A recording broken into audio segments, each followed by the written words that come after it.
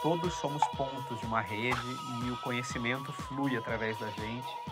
E quanto mais a gente colocar para fluir, mais vai ser bom para todo mundo. Todo mundo, ao mesmo tempo, pode produzir, consumir e ser um ator social de transformação. Então a tecnologia é um aliado muito grande quando a gente procura ligar pontos, então colocar pessoas em contato umas com as outras e diminuir essas barreiras de entrada à participação política. Conectando duas pontas da sociedade, aqueles que mais tiveram oportunidade com aqueles que menos tiveram oportunidade. Compartilhe suas experiências, você vai ter um monte de gente que também está passando por isso, que você vai ajudar e você vai ser ajudado também. Hoje, no mundo capitalista, quem se propõe a ensinar alguém?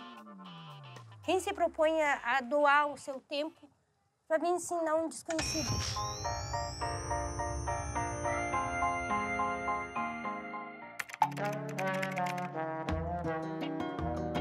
Olha só, como é que ficou?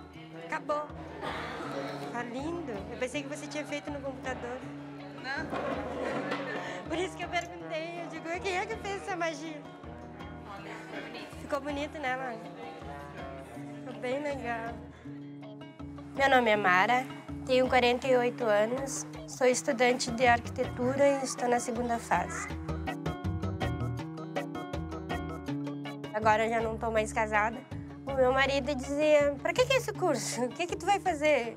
Porque até então eu acho que ele nem tinha ideia por que é que eu estava me sacrificando tanto. Eu trabalhava de doméstica, na verdade eu trabalhava de faxineira, aí saía do trabalho e ia pro cursinho. Aí, para economizar, eu ia do trabalho até o cursinho a pé e depois eu chegava em casa, tipo, 11h30, meia-noite, todos os dias. Eu saí no primeiro vestibular que eu prestei e já fazia uns 12 anos que eu não estava estudando.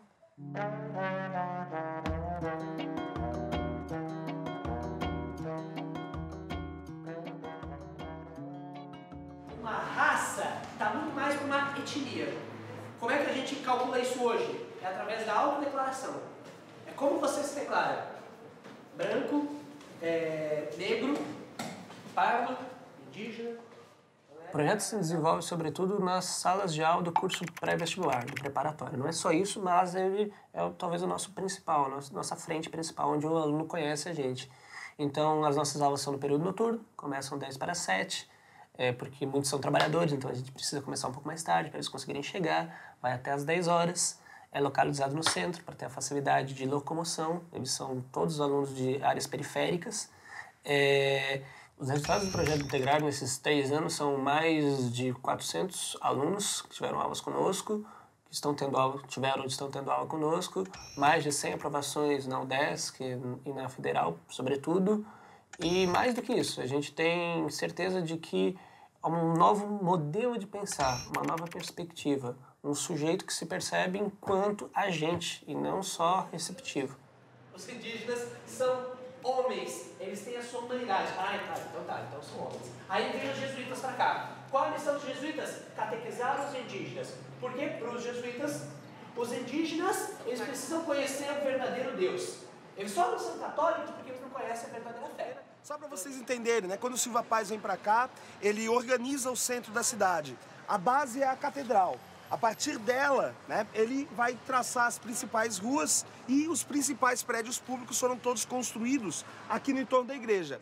Então isso é que é importante, ela é sim uma referência pra gente na cidade, independente de ser um templo religioso ou não. É uma construção imponente e um marco aqui do centro. Com certeza não é igual a uma escola, eu acho que com certeza não é igual a um cursinho pago. Cara, eu acho que é o lance de fazer aquilo com amor, sabe? Isso muda tudo. O modo de ensinar, o modo que se relaciona com os alunos, o modo de ensino. Cara, a primeira vez que eu vi 2 professores dando aula, um de sociologia e um de história dando aula juntos. Eu nunca vi isso, cara, eu fiquei fascinado, cara, imagina. Ele faz piada contigo, tu faz piada com ele, com aquele respeito, e é muito legal isso. É uma amizade, sabe?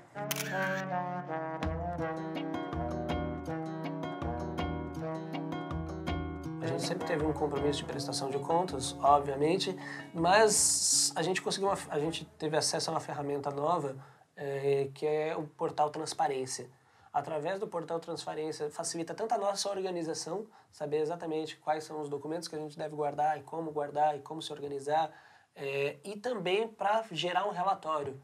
Então, os dados ficam muito bem organizados e ficam de fácil acesso a todos. O Portal Transparência é uma plataforma que nasceu da vontade das organizações aqui da Grande Florianópolis de se comunicar melhor com a sociedade, de contar o que elas fazem, quem elas são, de onde elas vieram, como que elas fazem e quais são os parceiros que elas encontram na sua jornada de ação social para desenvolver a sua missão, desenvolver o seu trabalho. O projeto Integrar, ao entrar nesse movimento de organizações, entendeu o Portal Transparência como uma ferramenta útil para dar credibilidade e impacto ao seu trabalho e começou a fazer uso do portal, usando muito bem para alcançar o sucesso que tem alcançado no impacto com a juventude da Grande Florianópolis, né? A gente tinha uma dificuldade muito grande que o nosso site foi criado e era totalmente estático. Ele não agregava nada. E a gente conseguiu, através do Portal Voluntários Online, uma pessoa super interessada em participar e que deu muitas ideias para a gente transformar o nosso site em um espaço de educação.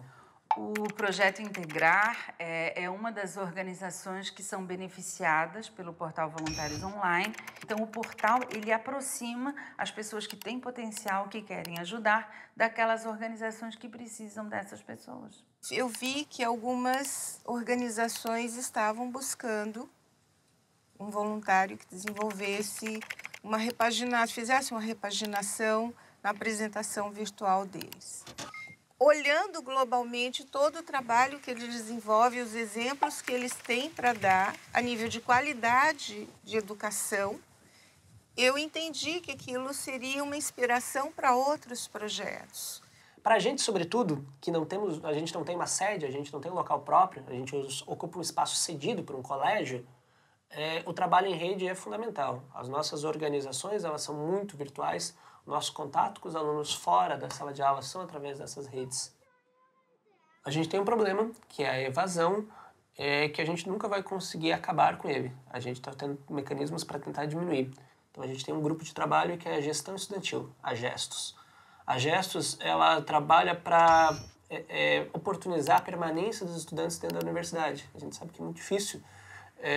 De repente o sujeito trabalha e ele entra num curso que é integral, então é complicado, tem que deixar o trabalho, tem que se dedicar à sua faculdade, os professores não são tão próximos quanto no pré-vestibular, então a Gestos trabalha na permanência. Eu queria ir atrás das meninas das ações afirmativas, porque uma das maiores desistências é esse motivo também.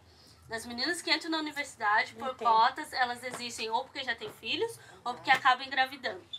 Meninas pelo menos na minha comunidade eu conheço, de 13 anos que tiveram filhos, porque não tem esse contato, não tem essa conversa com os pais. Quem é de cota de escola pública e quem é negro acaba desistindo da faculdade por causa dessas dificuldades. Eu consegui a bolsa, mas a bolsa permanente é muito pouco para quem paga aluguel. Eu vivo de aluguel. Para quem paga aluguel, tem que se locomover. É um curso para elite numa escola pública. A hora de vocês prestarem um vestibular, vocês vão se dar conta de o quanto é grande o que eles estão ensinando aqui. Quando eu entrei na faculdade, eu não me pus à margem do que estava acontecendo. Eu entrei na faculdade. É isso que cada um de nós tem que fazer. Quando você entra na faculdade, esquece a classe social, esquece que você tem dinheiro, se você está bem vestido, se não está bem vestido, esquece isso. Lá é outro mundo, tu tem que te integrar, tu tem que criar abertura para as pessoas te receberem. Tu não pode ficar te pondo para um canto, porque daí tu vai mesmo começar a te sentir excluído. Será que não tem que tirar essa tinta? Não tem uma coisa para apagar essa tinta? Mas aí se você passar o incolor assim, ó, e pegar o pincel, essa coisinha e fizer assim, ele acaba tirando. A gente chega lá, eu sou o cara. Eu passei no vestibular, eu sou o cara. Eu tô aqui igual todo mundo, então sou igual a todo mundo. Pra que vai desistir agora que tu vai conseguir colher os louros? Não pode desistir agora.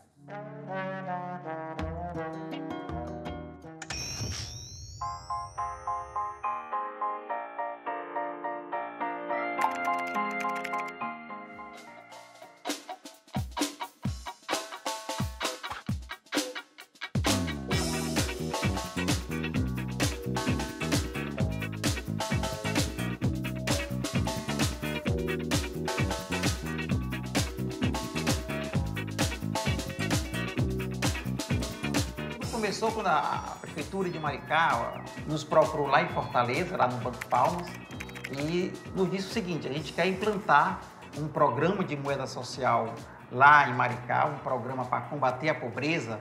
13 mil famílias de Maricá estão na extrema pobreza e a gente quer resolver esse problema com um programa de moeda social, um programa de distribuição de renda lá em Maricá, e a gente queria pegar a experiência dos bancos comunitários e principalmente a experiência do Banco Palmas. Ela queria que fosse uma moeda social, porque essa moeda circularia só dentro de Maricá, a exemplo do que acontece em Fortaleza lá com o Banco Palmas. Na verdade, era um programa, uma bolsa que a Prefeitura queria implantar. Ela queria, já no primeiro ano, para 13 mil pessoas. E nossa experiência em Fortaleza é com 5 mil famílias. Aí nós dissemos, é preciso em Maricá que a gente faça uma grande inovação nesse modelo de bancos comunitários que nós temos, que é implantando um sistema eletrônico da moeda social no banco.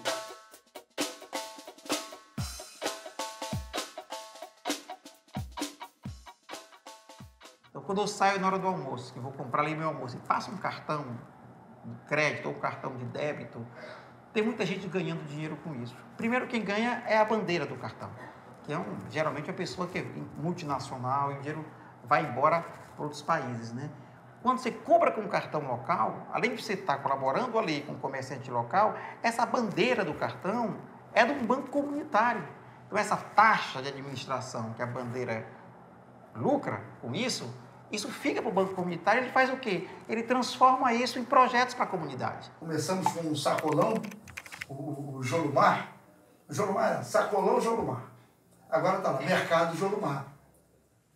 Olha, foi até a prefeitura, o secretário, né, veio a mim perguntando se eu estaria interessada sobre a moeda, né, sobre esse programa do social. Eu falei, aceito, né, porque nós somos comércio pequeno na localidade, então eu tive que aumentar, né, o fluxo de mercadoria, tive que investir no açougue, tive que investir também em funcionários. A gente fala que aumentou uns 10% sobre a venda. Por enquanto, só utilizo aqui a farmácia. Isso ajuda bastante até na autoestima daqueles que estão necessitados, que precisam.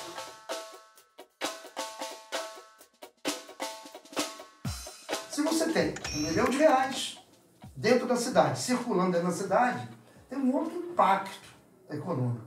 O que nós estamos dizendo quando a gente compra uma moeda social local, uma moeda social da região, é que eu estou investindo naquela região, naqueles pequenos produtores locais, criando vida, emprego, desenvolvimento, sustentabilidade. Esse fundo ele é sustentado por recursos do orçamento direto, público, como também dos royalties do petróleo. A questão da transparência e do controle social, ela é fundamental num programa como esse. Aqui em Maricá tem 2 instrumentos bem consolidados. Um é o Conselho Municipal do programa. Esse Conselho Municipal é formado por pessoas da Prefeitura, secretários municipais, enfim, representantes do prefeito e representantes da sociedade.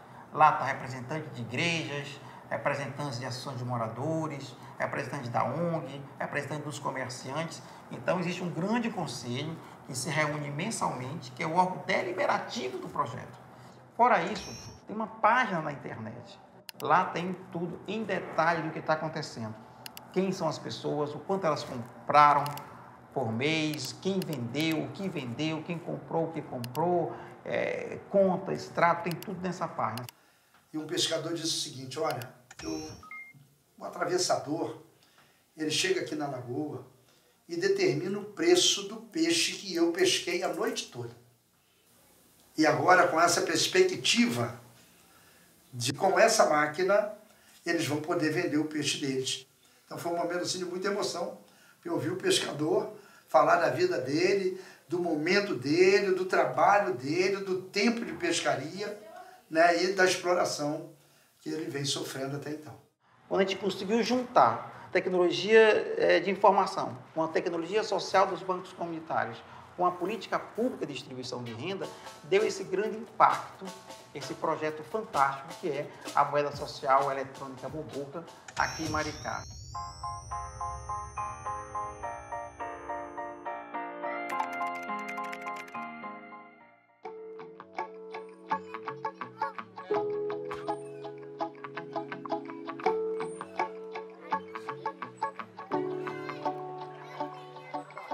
O projeto começou com um blog onde eu escrevia textos e mandava para os pais.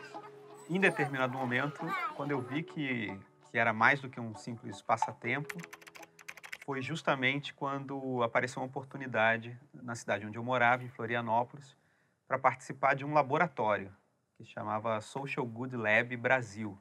Qual era a proposta? Era ajudar pessoas com ideias de negócios que podiam ter um impacto positivo na sociedade a, usando tecnologia, transformar aquela ideia num negócio. Tio falou que pode, então manda ver. Qual que você quer buscar?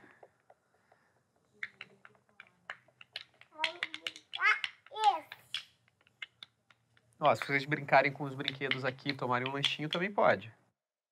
Eu escrevi um e-book sobre o brincar, como brincar.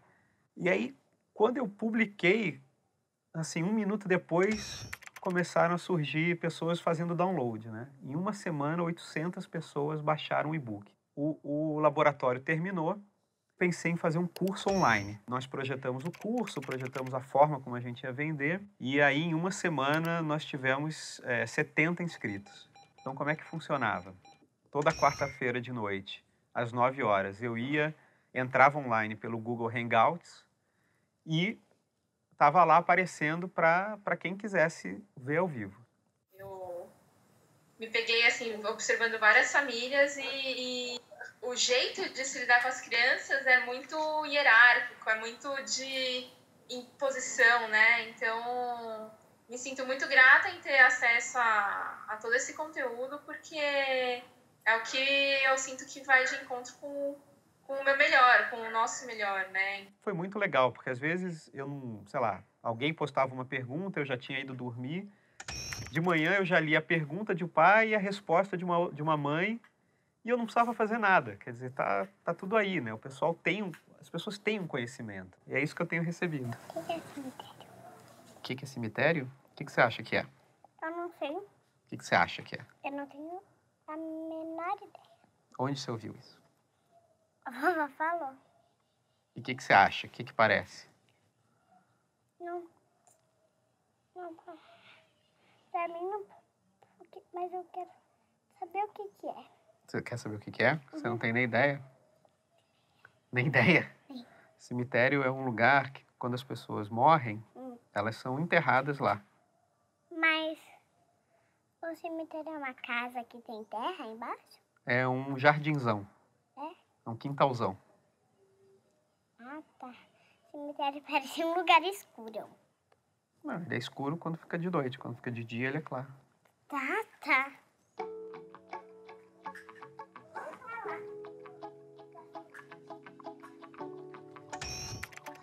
Então, aqui na praça, hoje já deu para aplicar algumas coisas, para ver algumas coisas acontecendo.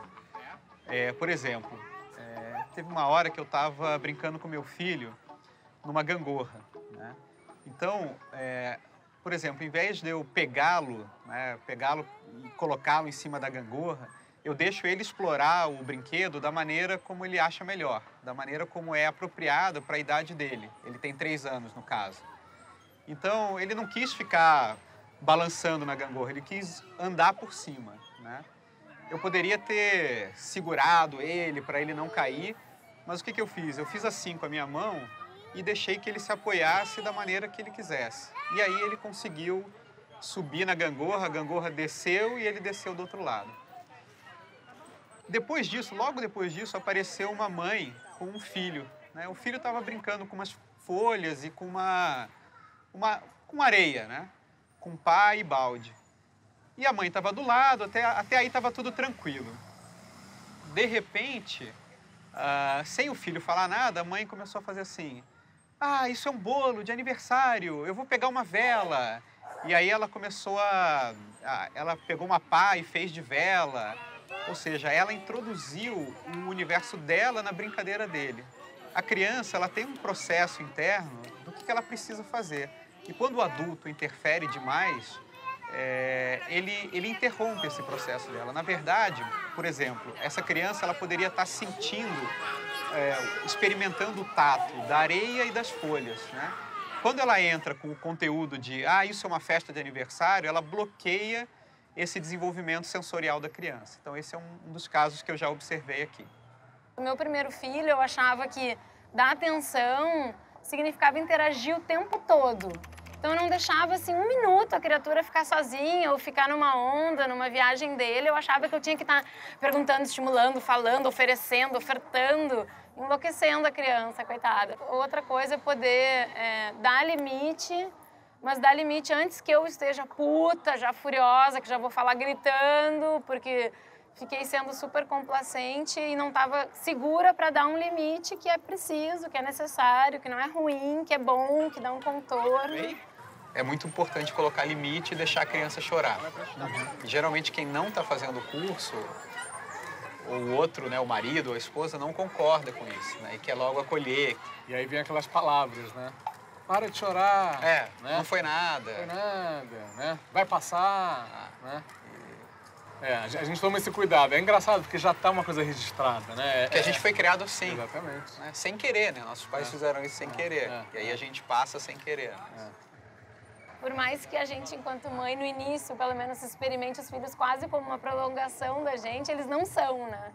São outras pessoas com outros desejos, com outros jeitos de lidar com as situações. Você vê crianças que vão ganhando mais autonomia, crianças que vão ganhando mais audácia e, ao mesmo tempo, de uma maneira equilibrada. Então, não são crianças que ficam empurrando o limite para receber limite. São crianças que têm a audácia de falar na primeira pessoa, mas que sabe também o tamanho dela, que sabe também da necessidade da interdependência, da relação com o adulto, né?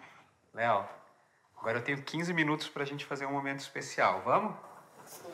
A gente faz isso porque a criança, ela passa o dia inteiro, a maior parte da vida dela, não tendo muito controle sobre a vida dela. Ela está sempre fazendo coisas que outras pessoas querem. Não é ela que define a hora de jantar, não é ela que define se ela vai para a escola ou não. E nesses 15 minutos, ela ganha controle sobre a vida dela. O que você quer fazer? Eu vou brincar de urso. De urso? Tá bom. O que eu sou? Urso. E você? Outro. Tá bom. Urso cavalado, né, pai? Pode ser? Cavalado.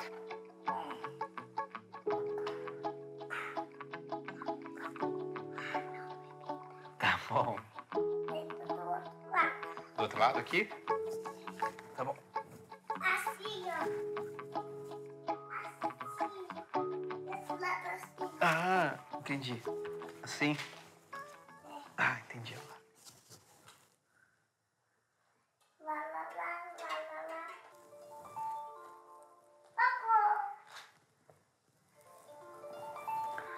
Tocou, né, Léo? Valeu. Dá um abraço. Queria que tocasse.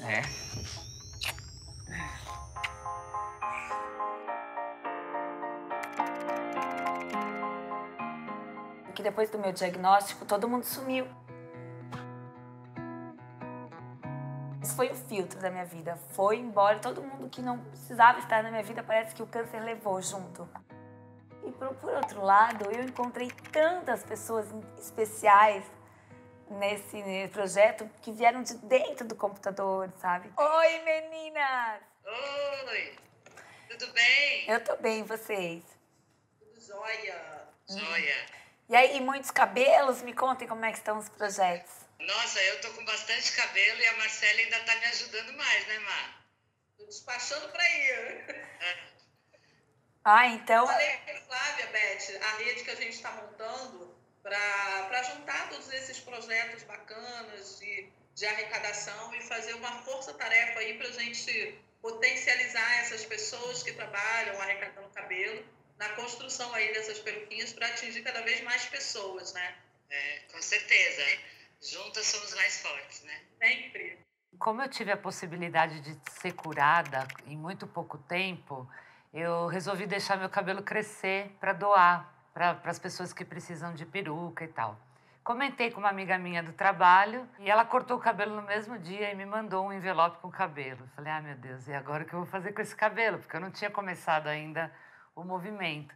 A gente já entregou em 3 meses, estamos para entregar 30 perucas no total e estamos recebendo doações, completando assim 250, 300 por mês.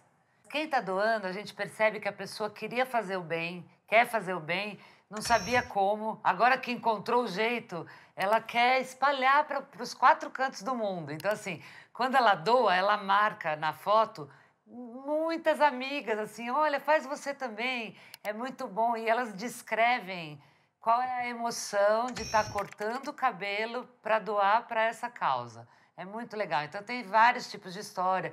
Tem pessoas que estão doando em memória da mãe que já se foi, de um tio, de uma prima. Tem pessoas que, como eu, se curaram e também querem agradecer. Daí eu falo sempre para a Dani e para todo mundo que a gente não doa peruca. A gente doa amor e carinho. Eu vou esperar mais um tempinho só para crescer o meu natural mesmo, para poder cortar no ombro. Mas... eu vou doar ele, né? Já dá bastante cabelo. Ela vai comigo, a gente vai filmar. Vamos fazer uma festa no dia que ela cortar. Para fazer uma peruca, o peruqueiro precisa mais ou menos de 300 gramas de cabelo, mas do cabelo já triado, já limpo, já cabelos parecidos, da mesma textura. Então, as pessoas precisam entender que não é com aquele rabinho que ela doou que vai ser feita uma peruca. Uns 10 rabinhos, dá para fazer uma peruca legal. E aí a gente separa os cabelos por tipo, por cor, por tamanho e levamos até o nosso parceiro, Luiz Crispim, que é o especialista em perucas, que faz as perucas, né? Nós temos uma meta, eu e ele, né, a Rapunzel com o Luiz Crispim, de entregar 20 perucas por mês. Eu levo normalmente 15 quilos, 3 sacolas bem grandes, cheias de cabelo. Agora, o tempo de produção dele é de 5 a 6 horas para fazer uma peruca só. Quero só que isso aumente para a gente poder fazer muito mais gente feliz. E que venham outros voluntários, não precisa ser só na área de cabelos. Não, mais profissionais que você trabalha, né? Você manda peruca pro Brasil inteiro. Sim. Que cidades, profissionais de cidades diferentes se comovam, vai lá. As perucas elas vão um pouco bem sem legal. corte, né? A gente não conhece a geometria do rosto. Que os profissionais também colaborem de uma melhor forma, tá bom? Valeu, obrigada, querida. Semana que vem a gente fala de novo. Com certeza. Tá bom? Tá bom. O que eu faço é inspirar as outras pacientes de câncer a ficarem bonitas durante o tratamento. Porque não é só porque tu tá passando por uma quimioterapia, tu vai perder o cabelo, tu vai perder a forma, a cor, os pelos, mas tu pode continuar bonita, né? Isso com a ajuda das perucas, da maquiagem. Então eu ensino o passo a passo de uma maquiagem, como lavar uma peruca, como guardar os cabelos para confeccionar uma peruca. Então, foi cada etapa, cada fase que eu fui passando no meu tratamento, eu fui vendo as dificuldades e fui postando, né? Então, para ajudar mais e mais pessoas. A autoestima elevada, a alegria de estar viva, de estar perto dos amigos, é um complemento. Então, a gente tem que estar com bom humor para passar por isso melhor. Porque se tu tiver de mau humor, tu deprime. Deprimido, tu come mal, tem imunidade baixa, tu não faz químio, tu morre.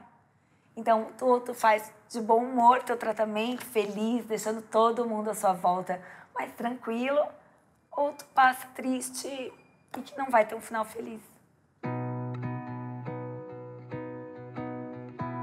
O que tem de belo em mim, o cabelo faz parte, ou a ausência dele. É estranho porque assim, eu não quero agora tentar colocar ele do jeito que ele era, né? Porque vai me trazer de volta uma pessoa que eu não sou mais, né? Então assim, eu tô agora outra Viviane, é outro cabelo.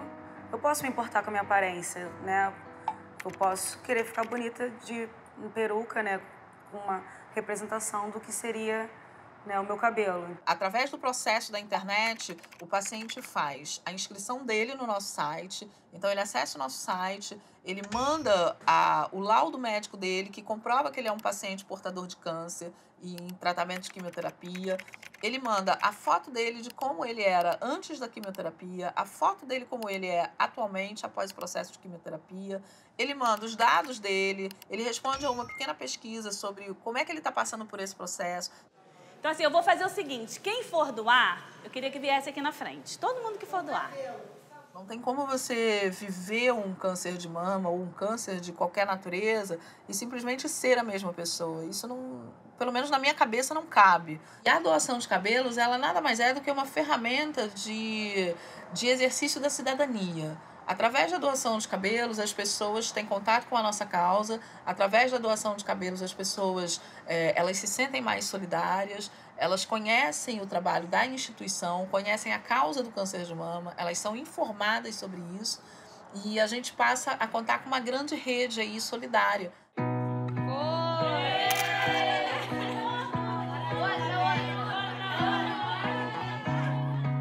Alexandra?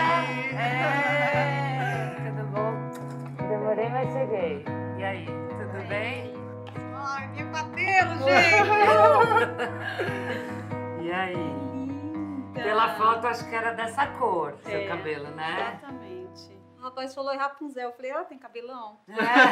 Eu doei! Eu cortei dia 8. Já, né? É um desafio. Eu achei que eu ia chorar muito, sabe? Depois, um dia, eu falei, não mais vou chorar. Não vou mais chorar. Não vale a pena. Nenhuma vez eu vou chorar mais. Isso mesmo. Eu saio muito melhor. Eu falo para todos os meus amigos que hoje eu sou mais feliz, hoje ainda em tratamento, do que eu era antes. Porque eu pensava muito em trabalhar, eu era super. Eu tinha que dar conta da casa, do buffet, eu levava o filho no colégio. Eu trabalhava domingo a domingo, sem pensar em mim, sem descansar. Agora não. Agora eu tô numa fase egoísta, sabe, velho? Faz bem. Penso, eu primeiro, só faço o que eu quero agora. Aí, vamos lá dar uma olhada no espelho Vamos pra olhar. saber como é que ficou? Ficou bem descolado, né? Gente, curtiu? Nossa, Chique, né? Se você chegar, seus filhos chegarem, eles não vão te conhecer. Nossa, Olha. que ótimo. Ai. Uau! Quero foto. Tira foto minha, dela e do jogo. Não. Vai dar tudo certo. Sim, precisar de mim, estou sempre às ordens. Pra todos vocês.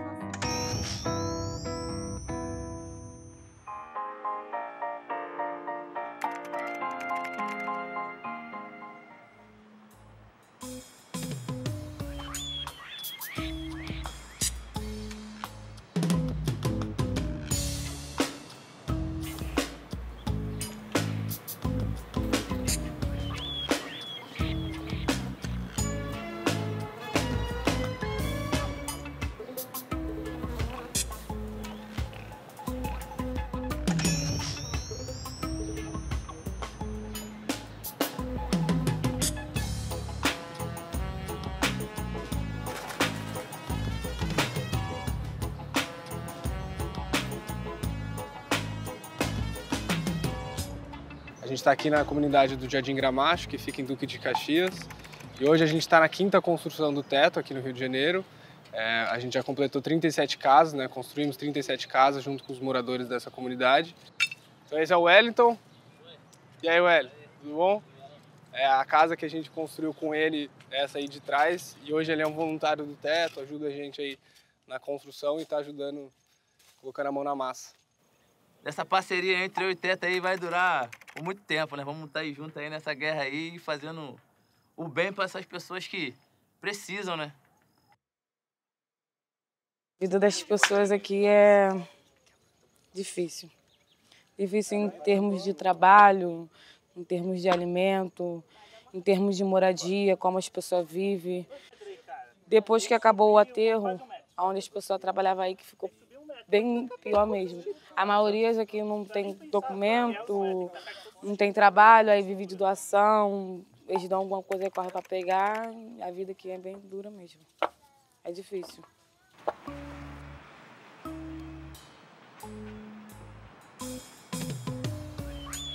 Basicamente, o que o Teto propõe é trabalhar nos finais de semana e sempre que possível nas favelas, lado a lado, de forma horizontal com esses moradores, para resolver os problemas que são mais prioritários nessas comunidades. E a partir de um trabalho contínuo, que a gente, ao longo do tempo, vá solucionando esses problemas e empoderando, né, fomentando a autogestão dessa comunidade, para que eles possam ser os protagonistas do seu próprio desenvolvimento.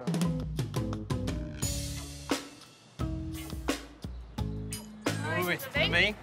Sou o Júlio, tudo bem? Bom, me ajudar. Ai, ótimo. Ali tem colete e as Tá. Tudo bem? Você conhece o Teto já? Conheço. Ah, que demais. Você tá sabendo da coleta desse final de semana?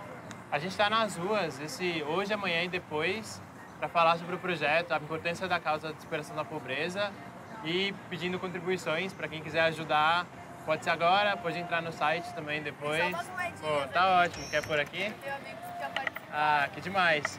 Bom, vê se você entra no site também para participar, conhecer mais. Obrigado, viu? A gente tem um crescimento muito grande através dos anos e isso também vem do advento do crescimento das redes sociais e do meio digital. Então, a gente usa principalmente o Facebook, que hoje é a nossa maior ferramenta digital de comunicação com os nossos públicos. A gente fez muitas edições de vídeos para divulgar e chamar mais a atenção das pessoas. Uma grande divulgação também com links patrocinados no Google. O nosso próprio aplicativo mobile digital. E essas ferramentas que a gente foi fazendo de compartilhamento de imagens no Instagram, no WhatsApp, etc. Como o nome bem diz, é uma moradia de emergência. Ela dura cerca de 5 anos e a ideia é que a família ganhe tempo, um pouco mais de tranquilidade e segurança para galgar outras melhorias em outros aspectos da vida dela. A gente sabe que o governo, às vezes, tem soluções melhores, mas onde, às vezes, o governo não está ou não tem um plano de curto prazo para atuar, a gente tenta trabalhar junto com essa comunidade. A primeira vez que eu participei, eu me apaixonei pelo projeto e aí eu continuo. E a gente podia se inscrever para se voluntariar para fazer as construções. Eu comecei ano passado, estou fazendo 1 ano o projeto.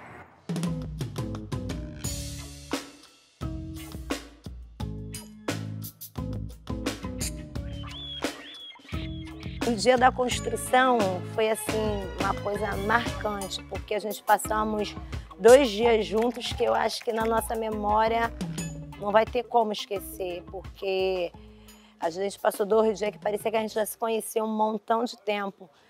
Isso me marcou muito porque é uma realidade que se repete milhares e milhões de vezes todos os dias. Assim, quantas famílias não conseguem garantir um mínimo e ainda assim estão dando o seu máximo, estão dando além do imaginável para que os filhos tenham uma vida melhor, para que os filhos se mantenham na escola, não tenham que trabalhar. Eu vi homens grandes, com condições financeiras boas, chorar, entendendo que às vezes a gente não tem muito, mas que a gente ainda tem coisas para passar. Então foi, assim, bem emocionante. É uma realidade só, tá ligado? A pobreza está muito perto da gente para que se passe despercebida, sabe? Sem tecnologia isso seria muito mais difícil. Tanto para captação de voluntário quanto para denúncia mesmo da situação que as pessoas vivem. Né? A gente vê que em muitos lugares o poder público se torna ineficiente, então a sociedade civil tem que se organizar mesmo.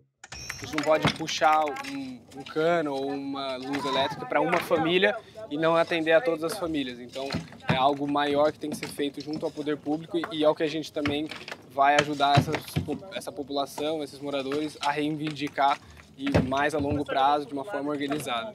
Mas não é que eles ficam sem, né? Sempre tem uma adaptação, uma fossa, geralmente, por exemplo, para a parte do banheiro. Tem que ser um trabalho em rede, tem que ser um trabalho colaborativo, em que todo mundo se une para o objetivo de um fim maior, né? Foi um pouquinho difícil, mas deu tudo certo e hoje estamos na reta final já.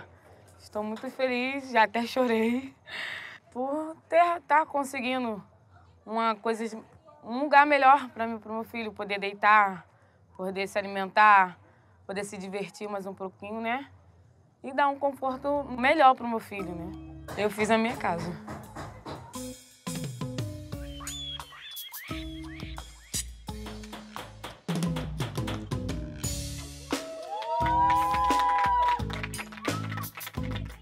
Que nós possamos sempre estar fazendo a felicidade, que nem eu estou vendo da Ana Paula aqui, a felicidade dela, a alegria, como foi a minha, e eu creio que vai ser de muitos para frente.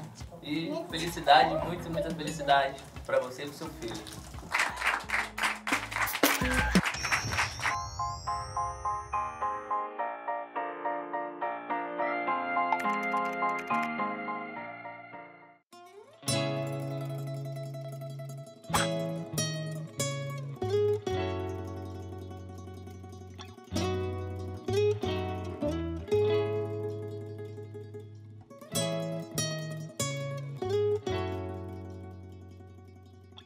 A gente tem uma equipe de profissionais que desenvolvem uma série de plataformas e aplicativos que facilitam a comunicação entre as pessoas que são interessadas em alguma causa, em alguma demanda específica na cidade e a comunicação dessas pessoas com o poder público. A URL tem esse número, é users/ o número de ID. Tá, e isso é para estar incluído no MailChimp? É criar uma coluna para isso no MailChimp, porque aí eu posso achar o perfil da pessoa. Tá. Recentemente a gente foi ganhador de um prêmio nacional promovido pela Google, que deu pra gente R$1 milhão para investir exclusivamente na replicação do modelo do Meu Rio em outras cidades. Então vai ser bacana porque a gente vai poder ter uma equipe contratada, dedicada a treinar, a acompanhar, dar um suporte contínuo a empreendedores em outras cidades que queiram levar esse modelo para as suas comunidades, para os seus bairros, para os seus lugares, né? Para as suas cidades. Marcelo Tadeu mandando e-mail falando que vai fazer um canal de pressão quando ele está em São Paulo. Dá pra criar, já. Dá pra criar. Fala pra ele que daqui a menos de um mês ele vai poder criar PDPs em São Paulo. E que... Aí fala pra ele se inscrever na Rede Meu Rio pra receber um e-mail quando a Rede Minha Sampa for lançada. Basicamente o que acontece é a pessoa entra no panela de pressão e ela pode clicar num botão para criar a sua mobilização. E aí a gente tem um formulário super explicadinho que guia a pessoa nesse processo de criação de mobilização. Então a gente pergunta para ela qual é a coisa que ela quer mudar na cidade, qual é o problema que ela está tentando resolver, qual é a solução que ela propõe, qual é a área geográfica da cidade afetada, qual é o tema da mobilização, meio ambiente, direitos humanos, segurança pública, mobilidade. E a partir desses elementos a gente sugere alvos, tomadores de decisão, secretários, subsecretários, vereadores, deputados, né, pessoas que têm um poder de influência sobre aquela política pública e que podem afetar aquela causa. A Rocinha é uma das maiores favelas do Rio, com milhares de moradores, e a Rocinha não tem saneamento básico. E há alguns anos a Rocinha vem recebendo investimentos federais que são repassados para o governo estadual através do Programa de Aceleração do Crescimento, o PAC. E há mais de um ano, os moradores da Rocinha têm se organizado através de coletivos, organizações distintas, para pedir que o dinheiro do PAC 2 seja investido em saneamento. E é uma briga enorme com o poder público que tem um projeto de investimento desses recursos num teleférico. Nós estamos, na verdade, na área mais ou menos nobre da Rocinha, essa parte baixa, que é uma área que tem mais infraestrutura. A infraestrutura lá para cima é bem pior. Nós vamos chegar lá daqui a pouco e mostrar para vocês como as valas estão lá e como aparece. O teleférico, na verdade, ele é uma coisa mais para turista, porque ele não serve nem para carregar uma bolsa de compra. Não dá para andar idoso, porque ele não para, não dá para andar cadeirante. A gente defende o saneamento, canalização das valas e por cima dela fazer ruas, onde as pessoas podem andar. Aonde for muito íngreme, a gente defende um plano inclinado. O plano inclinado serve para tudo. Você vai carregar material de construção, você vai carregar alimentos, você vai descartar o lixo herbicida. A gente tem uma base de dados com todos os tomadores de decisão da cidade, no legislativo, no executivo, em todos os âmbitos. E para esses tomadores de decisão, a gente tem no panela de pressão dados de e-mail, de Facebook, de Twitter e de telefone. E a pessoa escolhe o tipo de pressão que ela quer fazer. A gente criou um mecanismo que é chamado a panela de pressão, onde cada pessoa pode reivindicar que seja transformado o dinheiro em saneamento, não em teleférico. Né? E a gente faz um folheto explicando isso, a gente panfleta esse material aqui, que é o material falando um pouco do recurso que está previsto para a Rocinha, para o teleférico, e depois a gente mostra do outro lado como entrar, como é fácil participar da campanha. O governo federal fala que liberou 1 bilhão e 600 milhões para a Rocinha. Isso daria quase para sanear a Rocinha toda. Mas o governo do estado quer pegar parte desse dinheiro e gastar no teleférico. Mais ou menos 700 milhões iria para o teleférico. Isso é um absurdo. Ninguém quer fazer saneamento, porque saneamento fica enterrado, fica dentro do chão. O teleférico aparece, então todo mundo vê. Mas para nós interessa o saneamento que nos dá saúde. O teleférico não serve para a gente. Você imagina a saúde do povo sem canalizar essas esgotos. Porque nós entramos com a representação do Ministério Público Estadual, o Ministério Público Estadual passou para o Federal, e a gente espera que alguma coisa seja feita de verdade para que esses governos aprendam a administrar junto com o povo, não só para eles. A gente não sabe se eles estão pensando em nos ouvir ou se estão pensando em vir com trator, como é a prática de sempre fazer, derrubando tudo e resolver na base da brutalidade.